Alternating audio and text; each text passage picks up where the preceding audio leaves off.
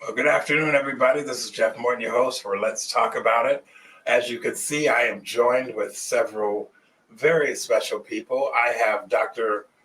Thomas Siler joining us, Dr. Richard Eggleston, and of course, Todd Richardson. I keep saying Richardson, who is the attorney representing these two gentlemen. And we're having some technical problems. That's why we came on a little late. And I see that Todd is kind of gone again, so hopefully we can get him back. But Dr.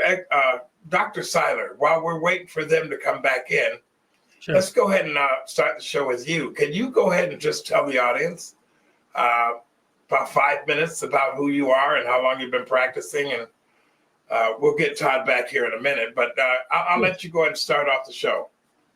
Sure. Do you want me to carry on if they're back, or are we good? Yeah. No, go ahead. Yeah. They'll figure it out. All right. I'm an internal medicine doctor. I've been living in the Pacific Northwest, about 30 years with my wife and family. I've had a variety of practices out here, most around Tacoma area. I did general internal medicine. That's just a doctor for adults who takes any kind of problems. Graduated from University of Tennessee, and then I did my training in Alabama, Birmingham. Then we moved out here with our family, as I said, about 30 years ago.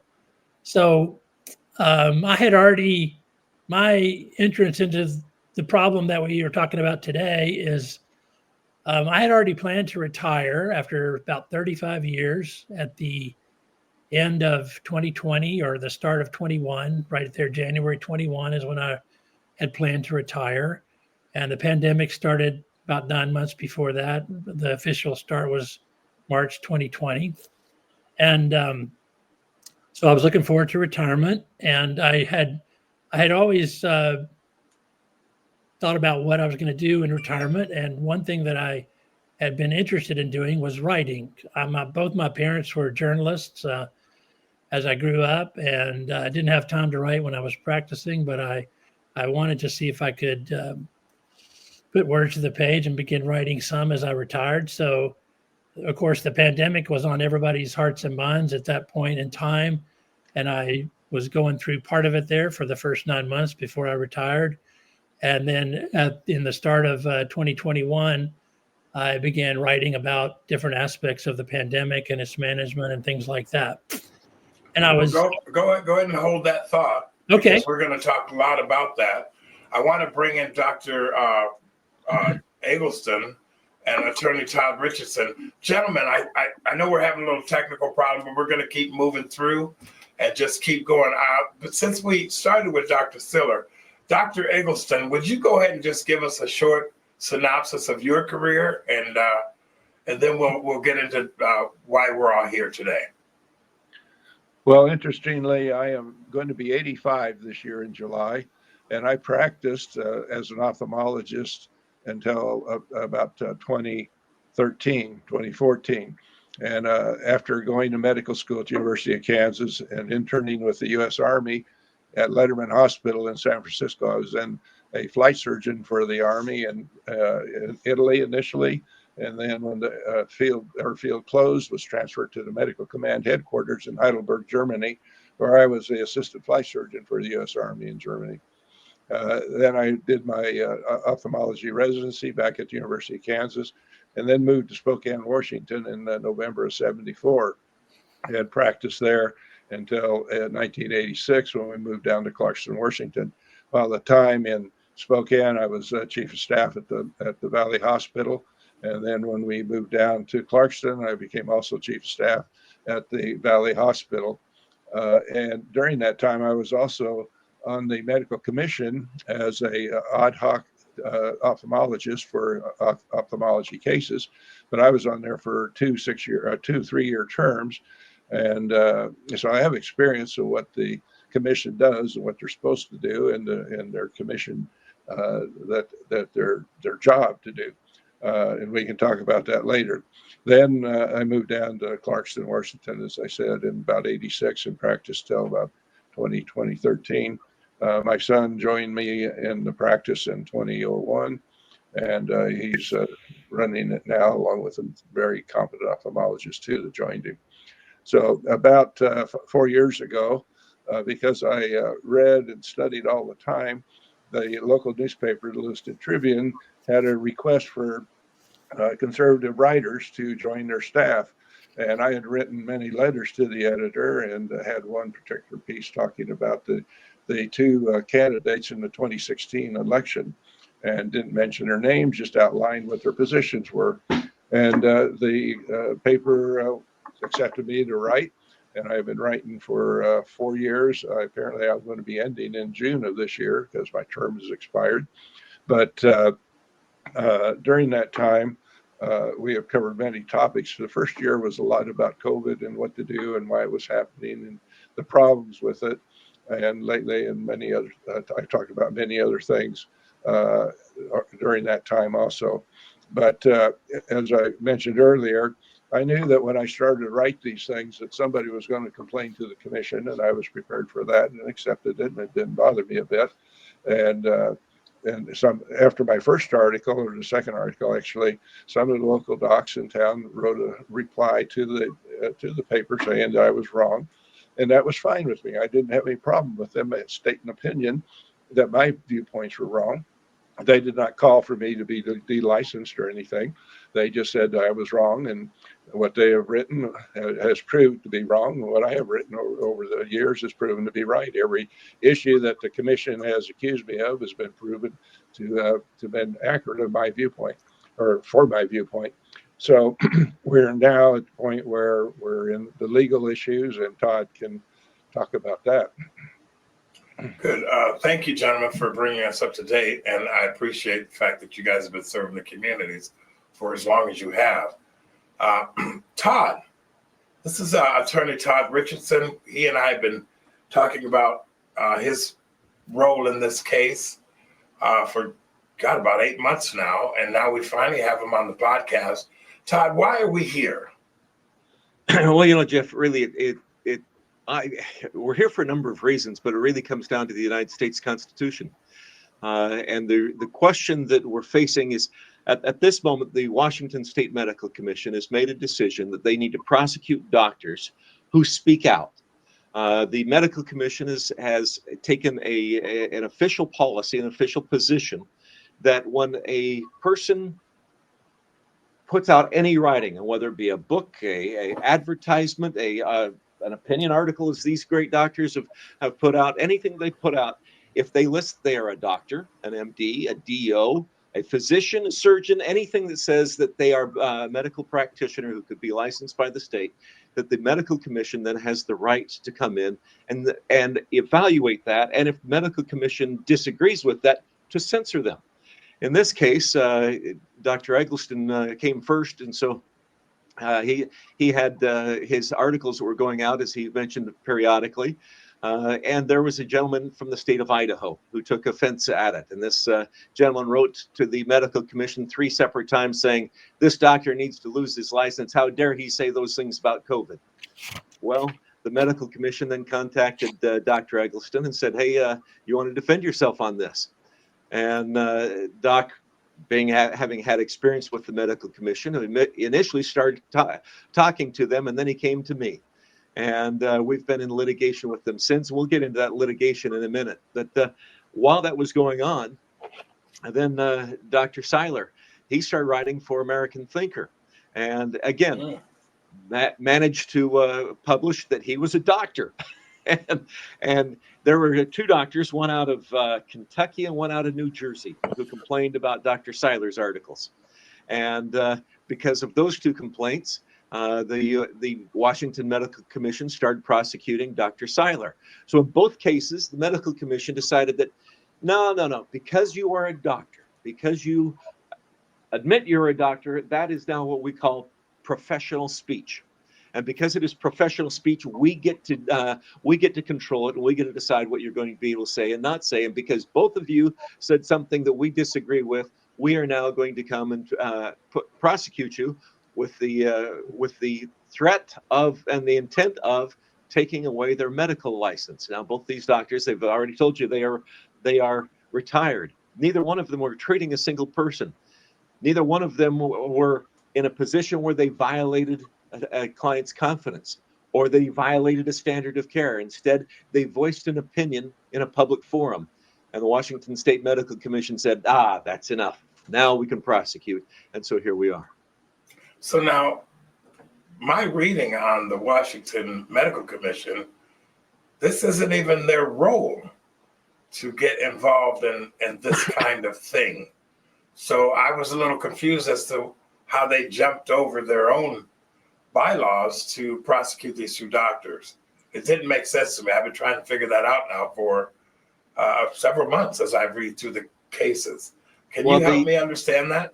You bet. The Washington State statutes that control and give authority to the medical commission have enumerated items that they can sanction a doctor for doing. And some of the things that they can sanction a doctors for are for dishonesty. And so if a doctor, in fact, history has shown that doctors who, for example, commit tax fraud, they will be sanctioned by the commission for acts of dishonesty. Another one that they can sanction them for is for moral turpitude. Well, in this case, the commission, in their headlong rush to defend their position on COVID, they have decided that by making professional speech, and I keep using that term advisedly, and I'll explain why here in a few minutes, but the reason, because they're using professional speech, now the commission can accuse both of these doctors of dishonesty and moral turpitude because they said something that was, in the commission's opinion, wrong. Now, I find it fascinating because if I were to allow both of these doctors, and I'm not going to allow it because of the stance of the medical, of the legal cases right now, but if I were to allow them to go in and start explaining, each of them made their opinions based on medical studies that they had read.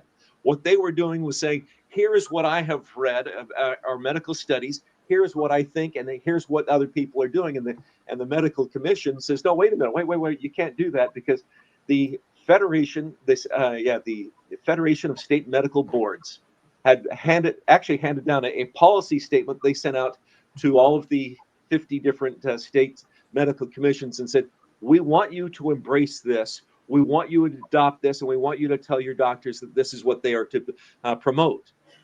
And so it all started with an unelected group, a group that nobody in the state of Washington is actually subject to or even has much of a voice on. I can't say no voice because the Washington State Medical Commission has some input back to the Federation of State Medical Commissions. But because that federation stepped in and took this and then pushed it out to the states, most of the states followed lockstep. Now you'll notice that, for example, in Florida, they did not. Their Surgeon General rebutted it, said, no, that's not the case. And Florida has refused to take this position. However, there are a number of states that have actively prosecuted doctors. You may have heard of Dr. Pierre Corey out of California, and he is currently being prosecuted. In fact, he has a case that is running on a parallel track to ours, and we anticipate that it will likely be joined as we go to the U.S. Supreme Court again. We were hoping to have Pierre Corey and a couple others combined with us for our last trip to the Supreme Court. We did not. The posture of the case, what they call the posture, the procedural stance of the case, had not allowed it to get in a position where we could combine them for approach to the U.S. Supreme Court. But really, you say, how do they get there? It's real simple. The simple answer is if you give a bureaucrat an inch, they'll take 10 miles. And that's what happened. In this case, the state legislature gave the bureaucracy a small window, and a window that was proper to watch and make sure that doctors are ethical, to make sure that doctors are honest in their practice, to make sure doctors aren't committing acts of moral turpitude in their practice. And so if a doctor, starts engaging in improper behavior, mistreating patients, if they start lying to patients in that doctor-patient relationship, the medical commission has every right and a duty to help ensure that the medical profession maintains its integrity by policing that. But now they have said, no, we can use that, and we're going to expand that all the way across and deprive doctors of their First Amendment right to speak. Uh-oh, we lost you again. So Doc, I lost you. Dr. Eggleston, oh, we got you back. Can you hear us? You're muted. Doc, Unmute. hang on. There we go. There you go. There we go. All right. So let me back up a little bit, because I recognize from what I've read everything you said. Obviously, we need to have some protection for patients when we've got unscrupulous doctors. But as I read this whole thing, this was a free speech issue of two doctors just simply writing an opposing viewpoint on some of the things that were out there, which there was a lot of that. But Todd, I want to come back to you, because I mean, you're one of the top lawyers and trial lawyers in the country. I've looked at a lot of your information. Tell us a little bit about yourself, and then we'll get back into the issue that brought us all together today. Well, Jeff, there's a statement that a lot of attorneys give that kind of to be self-deprecating. It's that, gee, I'm just an old country lawyer, but in truth, that's who I am. I was born and raised in eastern Idaho, and I'm going to back up this far for a reason. Let me get you there real quick. The first person I got to vote for, the first president I ever got to vote for, was Ronald Reagan. And he was elected in 1980, of course. And at that same time, there was a young congressman from Idaho's first district who ran for U.S. Senate. His name was Steve Sims. And Steve became a great senator. Well, my mom happened to get the job of running a 10-county office for Senator Sims. And one day I stopped in the office to say hi to Mom. And she said, hey, would you like to meet the senator? And I said, absolutely, you bet. And so he invited me back into the office. He sat down, he put his boots up on the table, and we had a nice long talk. And through the conversation, he asked a question that was far more intelligent than I was. He said, Todd, what questions do you have for me? And I said, well, I guess first question is, what's the most important thing you think you could do for the United States? And he said, well, that's simple. If I could do one thing to help the United States more than anything, it would be to repeal the 17th Amendment. And he looked at me and he said, Todd, do you know what the 17th Amendment is?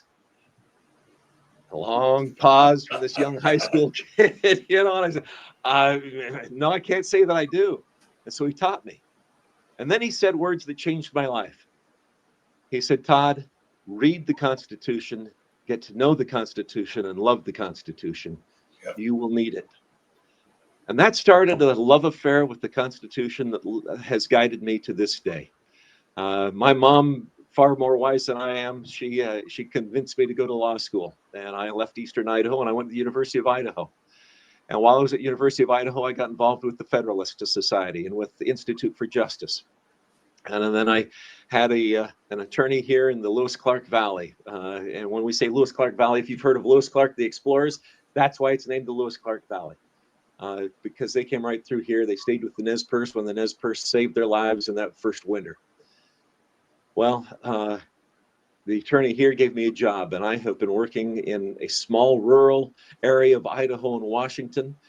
But somehow, and if you are a person of faith, like I think all of us are, I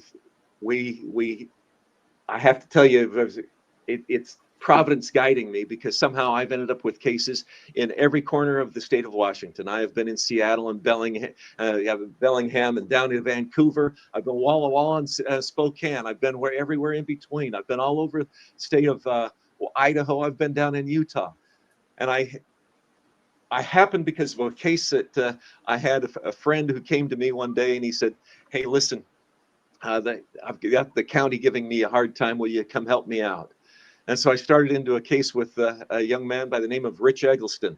And yes, it just happens to be Doc Eggleston's son. Well, Rich and I have been fighting that case for 16 years. Wow. And we have beat the county and beat the county and beat the county and beat the county. But because of that, when Doc started having problems with the medical commission, he came to me and again, just by happenstance or by providence, you take your pick. I'd gone to the Jerry Spence Trial Lawyers College in 2009, and I'd become friends with a number of great trial attorneys around America. And one of them had contacted me and said, "Hey, listen, I've got a case against the Washington State Medical Commission. I need a Washington attorney to work with me. Will you help me out?" And so I helped him out. And right in the middle of that, Doc comes to me and says, "Hey, Todd, I got a case with the Washington State Medical Commission. I need an attorney. Can you help me out?" And so I started in on this. And from there, well, I'm going to let Doc tell you a story about how he knows John Stockton, the NBA All-Star. And that opened doors that have just created incredible opportunities for all of us. And so if you don't mind, I'm just going to turn over to Doc for a minute. Yeah, no, go ahead, please. One of John's sons, his youngest one, played at Lewis Clark State College, the local college. He played basketball, and I found out that John was coming down, and I had watched a podcast of John in which he was interviewed, and I said, "Man, this guy really knows a lot." So I went to one of the games with the intention of meeting John and giving him the information that I had written, the 12 or 13 articles that I had written by that time. And he doesn't like to talk during the game. He likes to concentrate. So I just left a note on the package saying, "John, if you find this interesting, you want to talk about it, here's my phone number and email." So that was on a Friday night. On Sunday, I get a call from John, and I said, "Well, I guess you read it." He says, "Yes, I did. And I really am so happy for it." And so we had about a 40-minute talk getting to know each other. And then since then, we have been in pretty constant contact. But through John, when I told him what was happening, and he put his feeler out to the CHD, which is the Children's Health Defense, which was founded by Robert Kennedy. And he asked if there's any attorney in there that wanted to be involved with this First Amendment issue. And a man named Rick Chaffee responded, and he said, "Well, this is the exact kind of case I've been looking for my entire career, a medical issue that's not involving patients, but just strictly First Amendment rights." And so he has taken that on with the approval of Robert Kennedy, and Robert knows about this, or Bobby, I guess what people call him, because he mentioned it on national TV one day. And just an interesting thing about how Bobby has gotten involved now is that in July of last year, when he was running about 10% in the popularity polls for president, and Kamala was about 2% behind Trump, he made a contact, or tried to make a contact with Harris, saying, "We think we ought to talk and maybe we can do something." Well, she refused to do that and actually ridiculed him for the attempt to even contact her. So he got a hold of Donald Trump, and they talked, and now Bobby is running a $1.8 trillion organization for the government, and Kamala's unemployed. And so he is very committed to First Amendment rights, and has written many articles, and I'm so happy to see him in there. Part of the reason that is so interesting, Jeff, is Bobby agreed with Rick Jaffe to be co-counsel with Rick and I, and to bring a case with Doc Eggleston and Dr. Siler. They bring in Children's Health Defense, and then Dr. Daniel Moynihan, who's also from Washington, and we brought and then John Stockton are the plaintiffs. And we brought a federal lawsuit against the Washington Medical Commission and the Washington Attorney General, trying to stop this prosecution, trying to assert their constitutional rights. And that case was filed in the Eastern District of Washington. And unfortunately, the judge there decided that case wasn't worth hearing, and he dismissed it. We filed an appeal, and it went to the Ninth Circuit Court of Appeals. And we asked the Ninth Circuit to give an injunction to stop these prosecutions. They refused to do so. And so this is our first trip to the Supreme Court, because we've asked the Supremes if they would please enter that injunction and stop it while we were going through this appeal. Justice Elena Kagan said no. She didn't even give it consideration with other justices. She gave what they call an in-office rejection. Well, there's a rule in the U.S. Supreme Court that allows you to resubmit it. And so we resubmitted. And when we resubmitted, this time we targeted Justice Clarence Thomas. And Justice Thomas said, "That's interesting. We're going to grant a temporary stay, and we're going to bring this in front of a conference of the justices." And they held that conference in January. They decided they were not going to grant the injunction, and the case was sent back to the Ninth Circuit Court of Appeals. Well, we're now scheduled for oral argument at the Ninth Circuit Court of Appeals, and if I suspect if we win, The commissions may want to try to appeal to the U.S. Supreme Court. If we lose, I guarantee you it's going to be appealed to the U.S. Supreme Court. So the justices may not be rid of us yet. Well, I mean, before I bring Dr. Siler back in, that's when I saw the case and I'm going, wow, they dismissed it.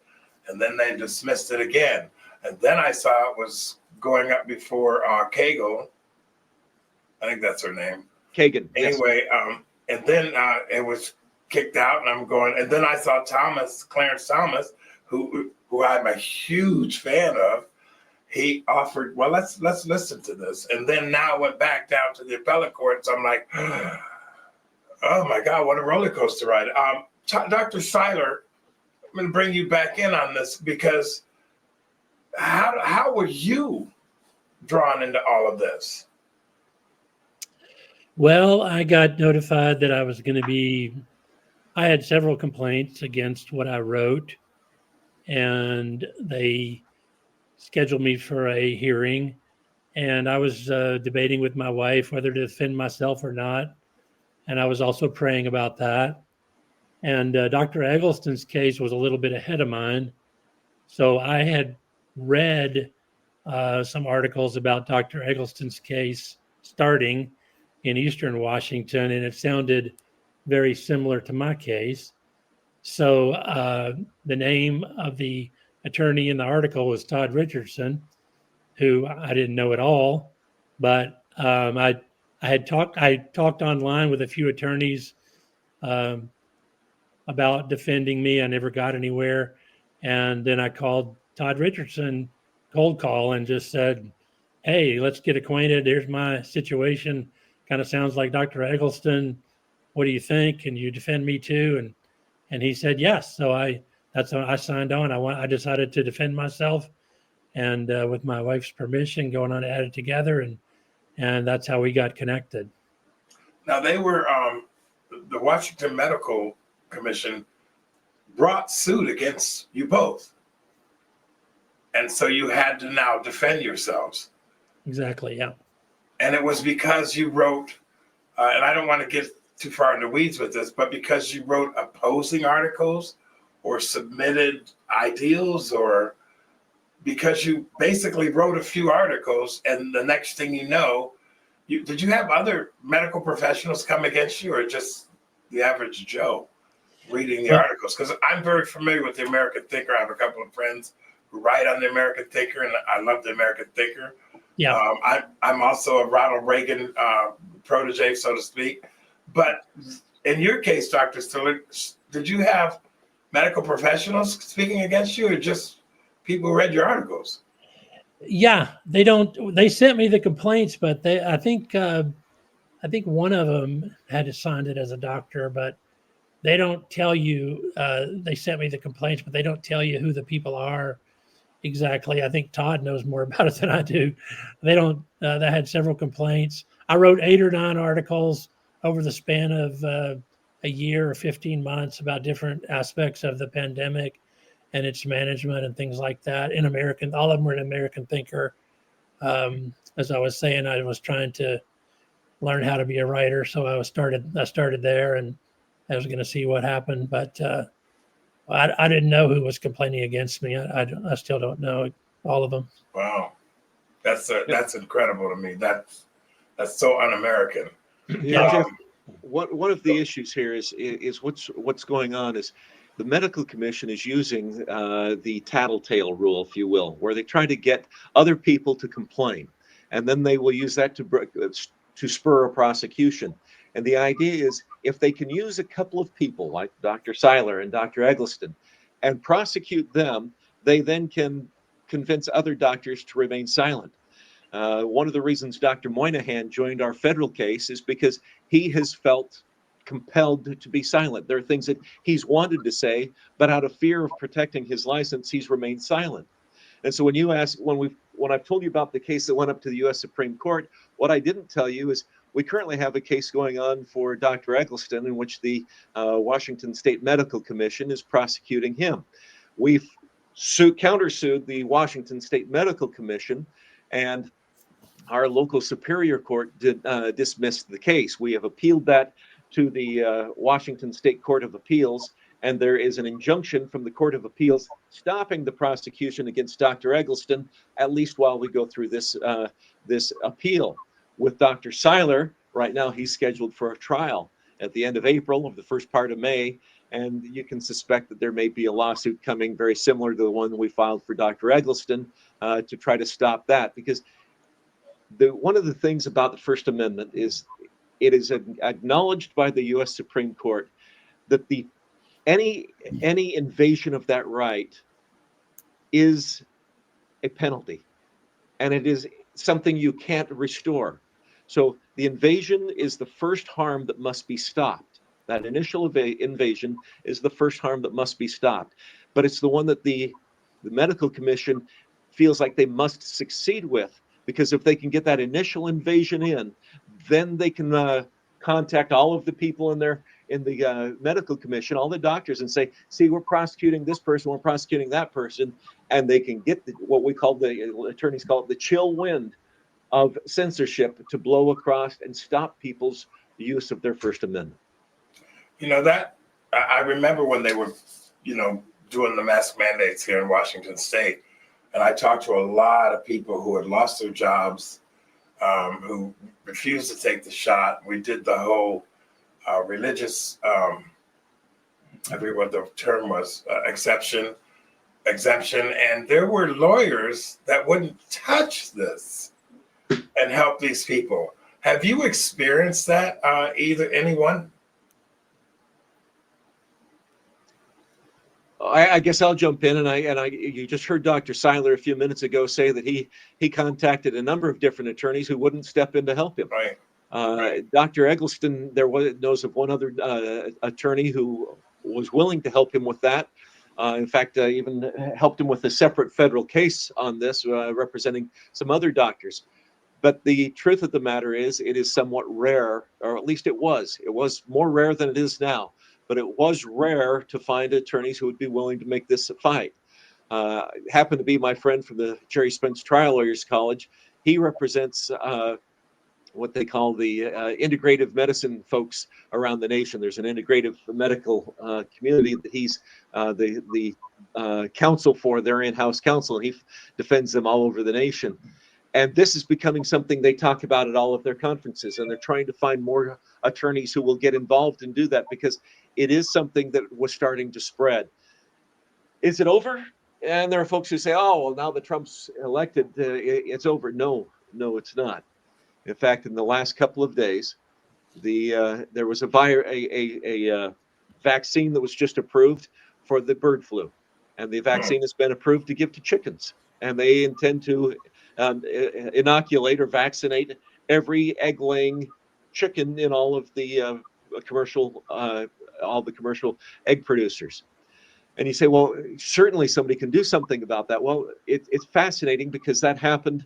The next piece of that puzzle happened on February 14th, and it wasn't until February 17th that Bobby Kennedy became the secretary of HHS. So they keep trying to get just ahead of the changes that are coming. It's important that we have people like Pam Bondi, who's willing to fight for First Amendment. It's important that we have people like Bobby Kennedy, who has represented both of these fine doctors. And he did have to withdraw because of his role with now in the it's an ethical rule that you're not allowed to practice law when you are have that government position, and so he has had to withdraw from that case. But it's very important that we have people like that in those roles to be able to start to find the protection for these men. So I'm going to go back to what you just mentioned about, the bird flu vaccination. What people don't understand, and this, I'm hoping that the light has gone on in a few minds around the globe, to be honest. But they're introducing the spike protein. They want to put it in the chickens. They want to put it in your beef. They want to get this vaccination into your bodies. And I think it's sinister. I really think it's sinister. I'm praying that now that we have some common sense folks in office, that we can we can join you in this fight somehow. And we've raised enough voices to where people will go, yeah, stop trying to put this in our bodies. It was astounding to me. And Dr. Eggleston, you said something to me that I hadn't really thought about. You said prior to the COVID, the medical community had the American trust. I had never really thought about it that way, because what I didn't understand was why the medical community abandoned the public and went with whatever was being broadcast on the major networks, on the MSNBCs and the ABCs and the NBCs and CBSs.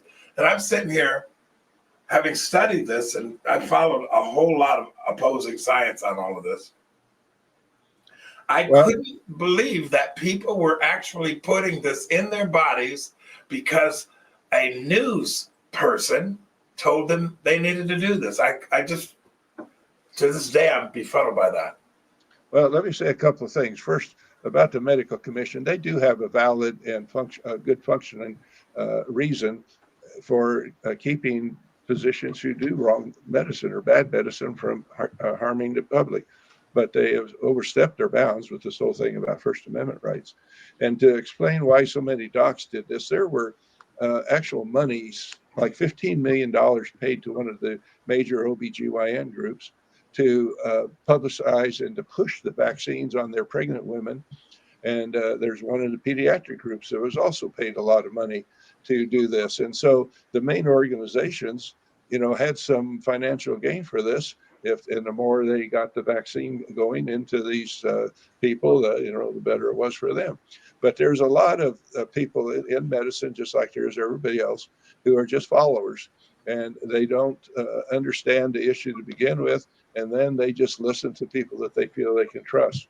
And that's the same thing that's happened with here. And I've said many times before, to different people, there's a history in medicine of outlawing and disrespecting certain doctors that have different ideas. And one of the most famous ones is Agnes Semmelweis, who is a Austrian physician who found out that women who were delivered by midwives had about the 10th of the mortality rate of what's called puerperal fever, in which women died and babies died. And he figured that out, that was basically because there was not the proper hygiene between a physician going from an autopsy and delivering a baby. And they did some hand washing apparently, but they did not do enough decontamination to get rid of the particles that were attached to their fingers and stuff.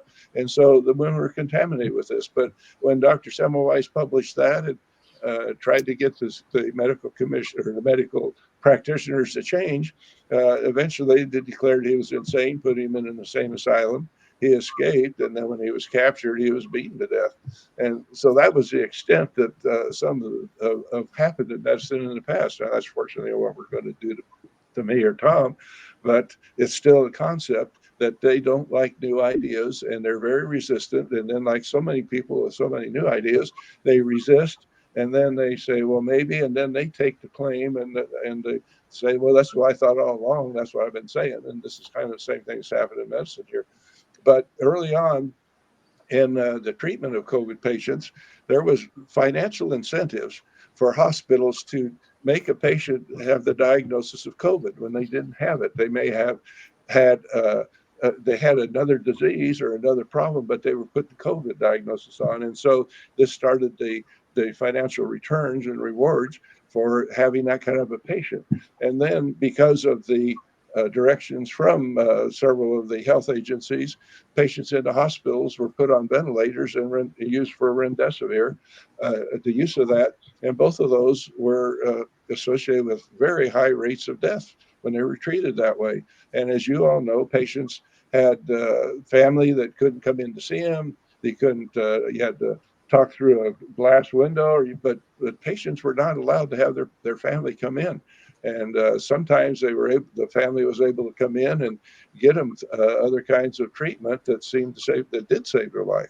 And so this whole thing of of why I mentioned that doctors and the health system have lost their faith is because so many people that I know, they know I'm a doc, they talk about this, and they're very unhappy with the way that's been done, and a lot of them are starting to realize the increased numbers of deaths of turbo cancers, of new cancers that are and accelerated cancers of patients that were in control and had no problem, but they take the vaccine or even a supplement or a booster, and then they get the cancer, and then they get all these strokes and heart attacks. And there's a young man I know that his son is about 40 or 42.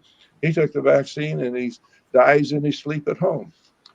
So anyway, there are lots of issues that we know are related to that, but it's sad for the public. And Doc had to kind of stumble there a little bit because he started going into those areas that I'm not going to let him talk about. I understand. I do get that, but I can say something about it because I researched it out. Remdesivir, in my opinion, and this is my opinion, was a death sentence to people, as well as the ventilators. And I'm from New York originally, so I know all of what happened through the governorship in New York State. That's another conversation, another show. I don't want to get into all of that as well, because I know you guys are still litigating all of this stuff. But I saw all of the things that we're seeing people die from. The sciences that I was reading said they would happen, and they're happening. Dr. Siler, you started writing articles, and you got yourself in trouble. Now, I want to encourage you to keep writing, okay? Because I love to write. And don't let this throw you off of that, and particularly with the wisdom that you have and the years that you bring to the table. So don't be discouraged by this. When you guys win these cases, because I believe you have some power players in front of you now, I encourage you to do that. I'd love to have you out for lunch. We could have another conversation. But for me, I'm sitting here seeing two doctors fight. Okay, no. What you guys have been accused of through the Washington Medical Commission, the very fact that they're bringing suit against you for offering a different opinion, why can't we sue them for the same thing? You know, the answer is they have a First Amendment right to, and they can speak. And so we can't sue to shut them up, just as we're saying they can't sue to shut up these doctors. The point, the real key is you know, when there is false or misleading information, the antidote is not to censor it, but to overwhelm it with correct, to offer the better argument. And if you can offer the better argument, now you can teach people why the false and misleading is wrong. We're far better to be able to let people reason and think than to tell them what to think. You know, it used to be schools. In fact, I was just reading last night how Aristotle, he got in trouble because he taught people to think. I'm sorry, I said Aristotle. Socrates. Socrates taught people to think, and he would ask questions and he would ask questions, and he wasn't teaching them to think, to what to think. He was teaching them how to think, to critically analyze, to reason. And they got mad at him for that because they were losing control of some of the youth. Well, that's where a lot of the schools today, honestly, are going. They are not teaching critical reasoning. They're not teaching critical thinking. America was great. I mean, you think about it, we're all of a certain age. And so as we grew up, America was known for Yankee ingenuity, right? That's how we won World War II. We broke through the hedgerows because it was Yankee ingenuity that just thought, hey, wait a minute, to get through these hedgerows? Hey, we used to run cows or trains across the plains that had cow catchers on there to keep the bison and the cows out of the way so they could run. What if we put a cow catcher or a snowplow on the front of a tank? Maybe we could punch through the hedgerow, and then the Germans won't be killing us in the hedgerows. I happened to interview the guy, one of the guys that helped that went through that conversation. That is Yankee ingenuity. It was seeing a problem and reasoning it and working through it. And you know, one of the real one of the real ironies here is we have a medical commission who tells us that we should follow the science. But what is the scientific method if it's not to make a proposition, test it, challenge it, find out whether it's right or wrong? And if you were right, great, challenge it again. If it was right, challenge it again until you either prove that it's right or find where it was wrong. And then you take the improved answer and you test it again and you test it again and you do it iteration after iteration until we finally get to where we think, hey, we know now that there is a femur in the upper leg.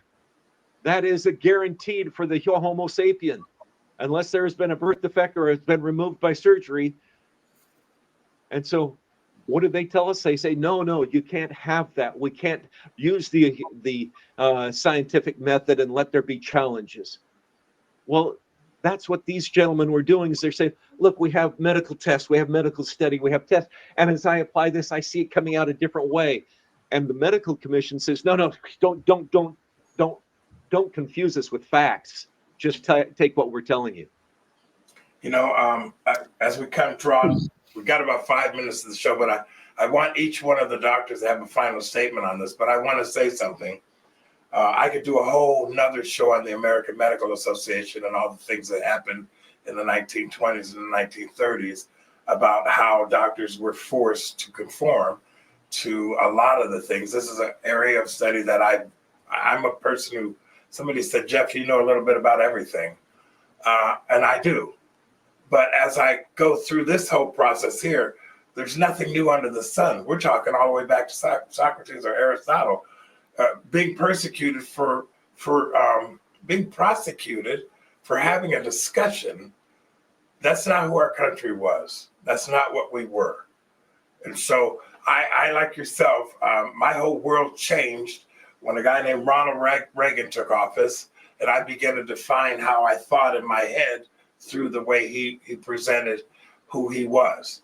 So I'm always in the common sense lane, always in the common. I had the good pleasure of speaking with Rush Limbaugh once, and he said I made his day, and unfortunately we don't have him anymore, but it was all about common sense. So Dr. Siler, I'm going to give you a couple of minutes to kind of make a closing statement, if you will, please. Okay, thanks. Yeah, enjoyed the discussion, and I'll just add a couple of things to what Dr. Eggleston said. The other thing that's changed in medicine in the last 20 years is that most practitioners are part of a large corporate organization and are given guidelines on how to treat people that they have to abide by, or they get, censored, they get dinged by their company. And there's much less diversity, I think, in the practice of medicine. And they're trying to get everybody to go down the same path. And therefore, there's less chance that individual practitioners can speak out about different ways because of that corporate structure and the top-down management.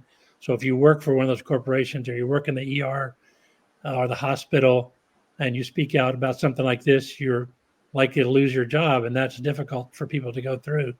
And then the other thing I'll say is we're all people of faith, and I think our culture, you could have a whole show on this, but it's kind of moved away from truth. It's moved away from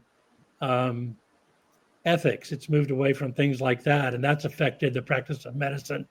And so doctors are trusted much less than they used to be after going through all this. The last thing I'll say is you can just, if you go off what Todd was saying about what the Washington Medical Commission is doing, and you go forward, if these cases are successful, you can just imagine practicing medicine in Washington State, where you're having a conversation with the patient, and you're, as a doctor or provider, you're going to be afraid to tell the patient what you really think if you have an opinion that is averse to the standard operating procedure or what your corporation or the government or somebody has told you to say.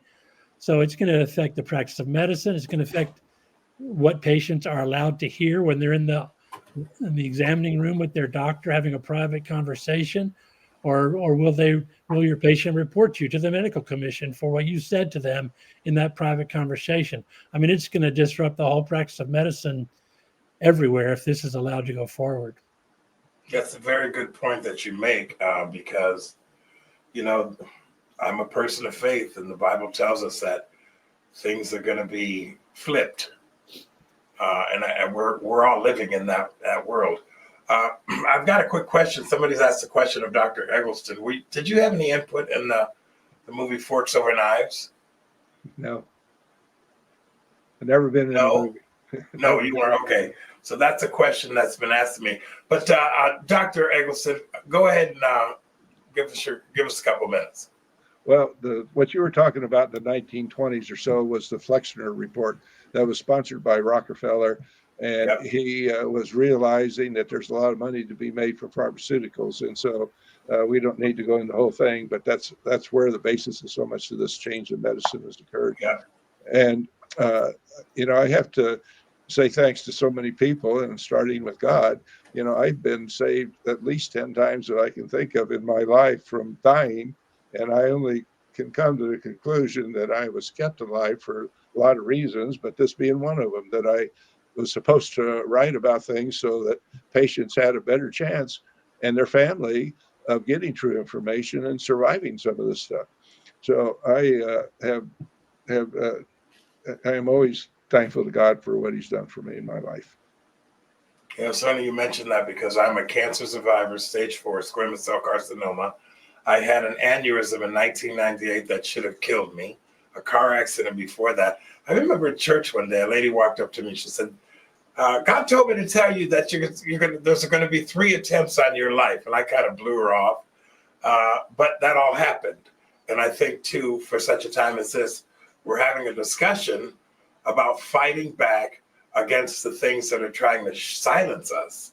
So, Todd, you're going to close out the show, and I really, really appreciate you taking on these cases. The John Stockton thing is how I even got caught up in this. I happened to read an article, saw something online, and I kind of inquired about it, and now we're all sitting here talking about it. I'll give you the last word, sir, and thank you all for joining my program today. Thank you. Well, Jeff, it is an honor to be with you, and we really do appreciate. Oh, sorry about that. He's a lawyer, you guys. He's not a camera operator. Go ahead. We really do appreciate you taking the time to have us on and to be able to talk about this. These are very important discussions. These are discussions that I think will frame many things about liberty in America. Will we be? There we go. What are our rights going to be as we go forward? And I'll tell you, it takes men like Tom Siler and Richard Eggleston who are willing to stand up and take the slings and arrows. They're the brave ones here. It's not, I mean, you and I, Jeff, we have a lot at stake, but these are the brave men. And they are the men that it is an honor to be able to stand with. And ladies and gentlemen, as you listen to this, let me invite you to stand with them. We must stand together. Just as Ben Franklin told the founders, we must stand together or we will all hang separately. Well, we must stand together or we will lose our rights together. We have a right to have Constitution, and we have our constitutional rights that are protected.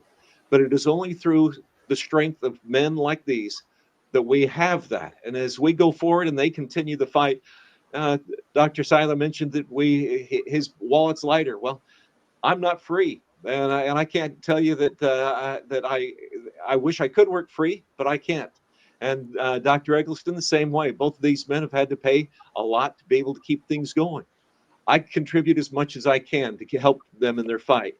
But if you have an opportunity and you are willing and you want to be part of the fight, feel free to contact me. My website's really easy.